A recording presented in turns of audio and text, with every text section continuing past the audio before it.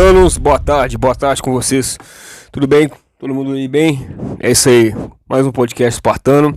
Pessoal, seja simples, seja humilde, seja discreto. Hoje um podcast sobre isso, pra gente tentar ser humilde, claro, na questão de ser superior, mas não ter que se mostrar superior. Ser discreto em relação a isso. Ter poder, mas não precisar mostrar esse poder, né? Então, isso é muito interessante. Você ter uma vida maravilhosa, mas uma vida fechada, blindada. As pessoas não têm noção, né, da sua felicidade, dos momentos que você tem de felicidade, né? Você não fica divulgando tudo nas redes sociais. Olha que bacana isso aí. Isso mostra também humildade, discrição, né?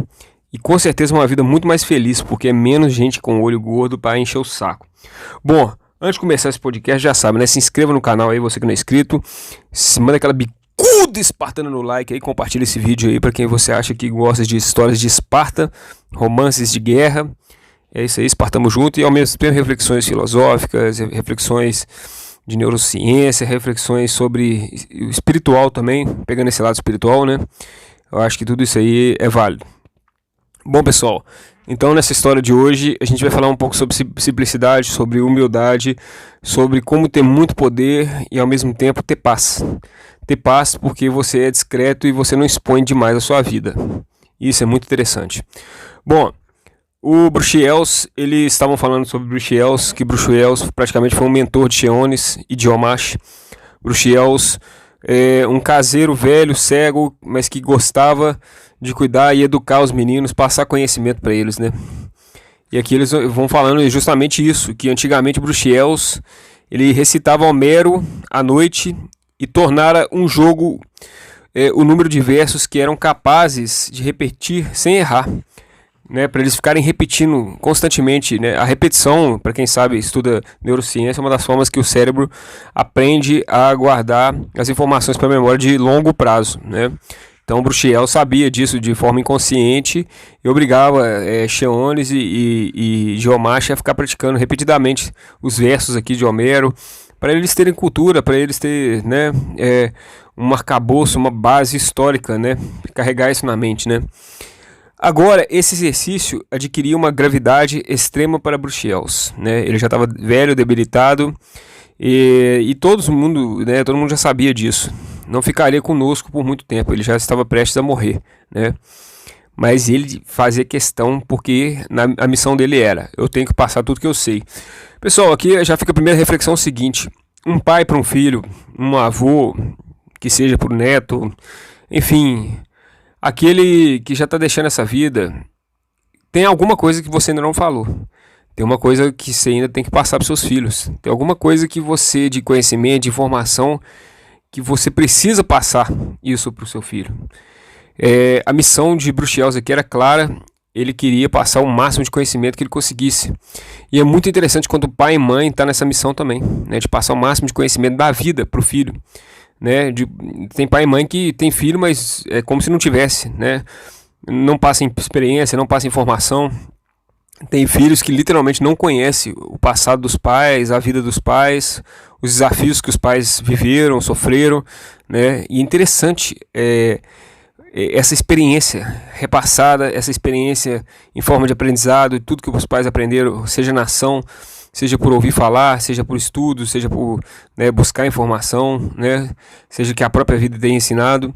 Então é interessante essa missão aqui de tentar passar, instruir os filhos com muito conhecimento, com experiência, não só de conhecimentos gerais, mas de conhecimento de vida, né? Então você que é pai e mãe está escutando isso aqui, se você acha que agora, neste momento, você tem alguma informação importante que seu filho vai precisar saber no futuro para ele lidar com as batalhas da vida, não espera chegar a idade certa não, às vezes você não vai estar vivo quando chegar lá. Então já vai, aos poucos, já vai transmitindo esse conhecimento, vai transmitindo essa informação que é muito importante para a educação do seu filho, né? E aqui eles vão falando o seguinte, que Homero foi praticamente a escola deles, né? A Ilíada, a Odisseia, né? Os textos do currículo, que era do currículo deles ali praticamente, né? E Bruxiels praticamente fazia recitar esses versos com muita repetição, né? E praticamente sobre tudo, sobre o retorno ali de Odisseu inúmeras vezes, né?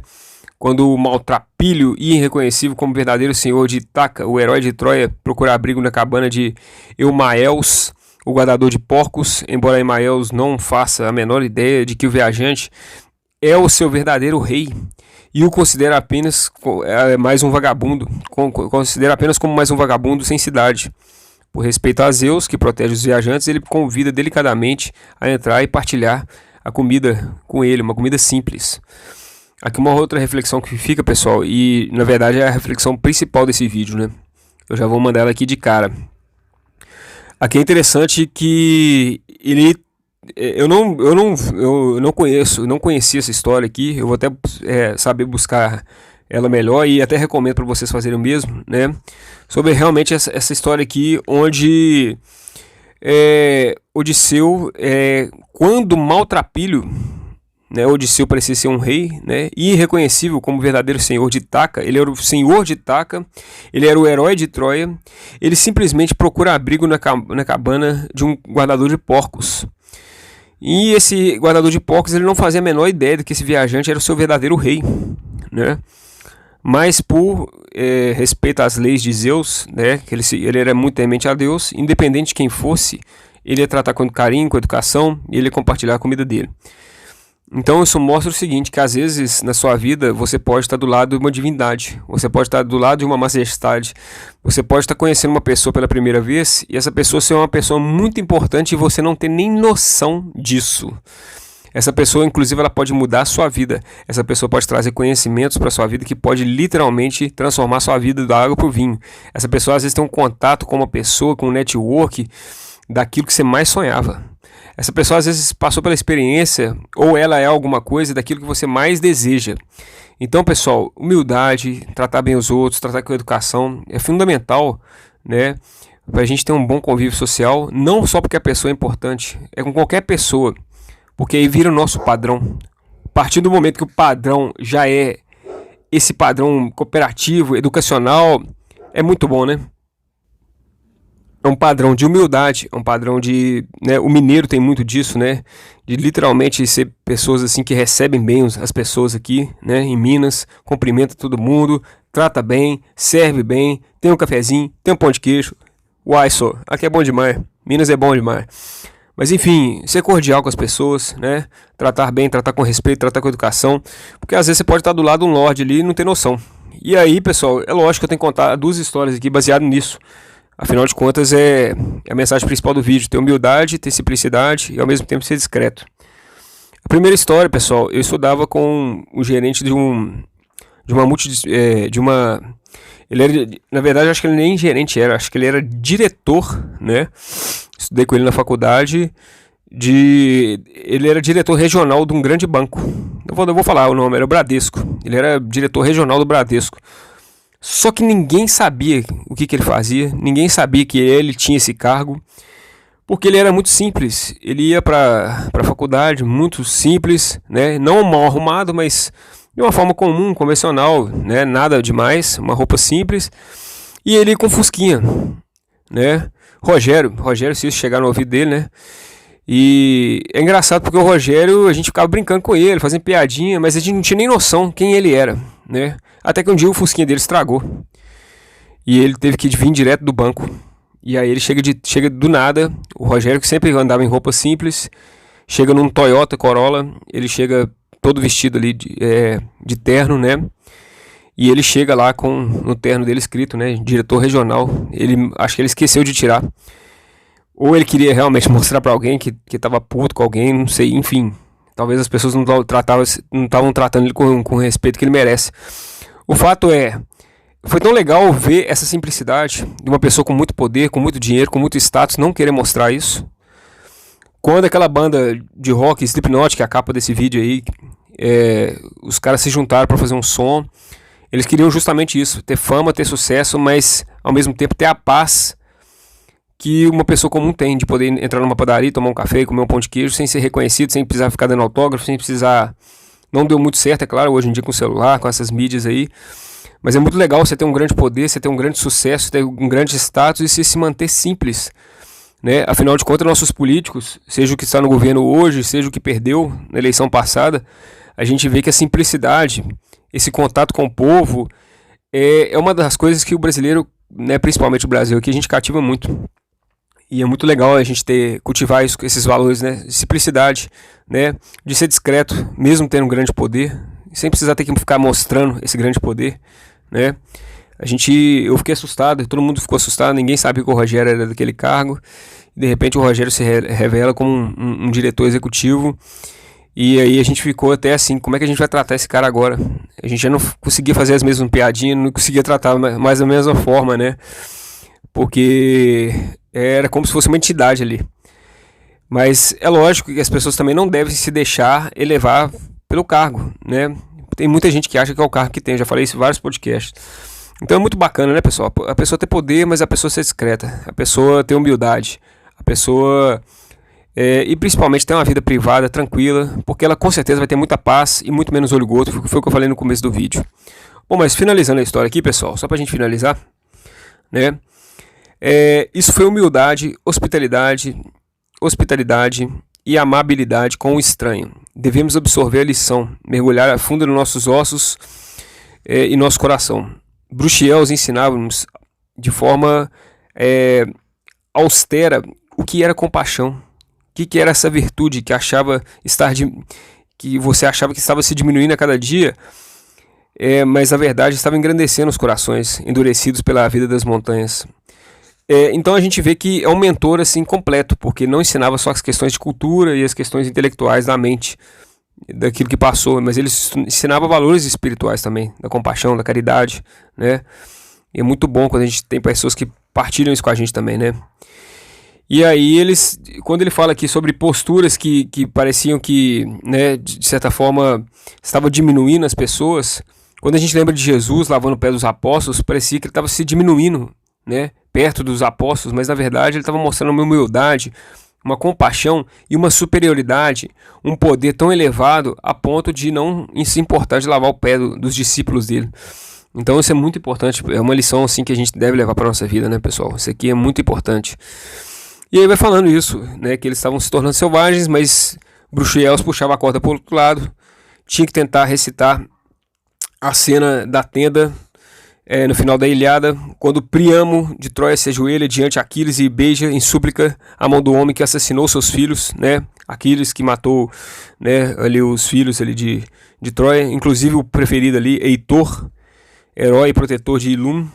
Quem não viu o filme, assiste com Brad Pitt aí, Troia, um filmaço. Realmente no final o Heitor morre e o pai vai pedir o corpo de Heitor, né? Vai humildemente para Aquiles, suplicando, rastejando, pedir o corpo do filho dele. E depois vai falando que Bruxiels praticamente ele submetia eles a um interrogatório severo. O que teríamos feito se fôssemos a sombra de Aquiles, né?